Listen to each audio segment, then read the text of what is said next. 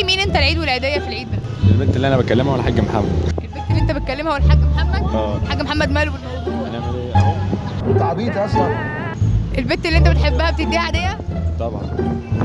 فيها كام؟ على حسب. يلا قول كسبت قول. في حاجه مميزه داخل بيها العيد؟ لا. كان في حاجه ناقصاك العيد ده؟ لا. امال قاعد لوحدك بتهبط ايه؟ تقول لي مين انت العيد والعيديه العيد ده؟ قرب كده عشان اللي من انت العيد والعيدية؟ ما قلتش لحد.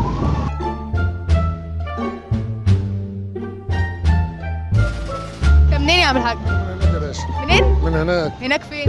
من عندهم. ايه ده؟ الشرقية. يا اهلا وسهلا بالاستاذ، يا اهلا وسهلا، يا اهلا، اتفضل يا استاذ. شرقيه اجدع ناس. قول لي بقى، تقول لي مين العيد ده انت العيد والعيديه؟ يعني انت العيد والعيدية.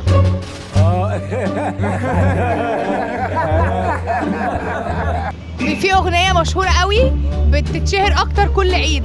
الاغنيه دي الانغام. عارف انغام اللي بتغني؟ اعرفها. بتقول انت العيد والعيديه. بيقول ايه؟ انت الفرحه اللي ليا. عارف العيد والعيديه؟ عارفها ايه بقى؟ انت بقى تقول لي مين انت العيد والعيديه؟ بتاعت انغام. تهدي الاغنيه دي لمين؟ لمين؟ لحبيبي. مين لحبيبي طبعا. حبيبك مين؟ ها؟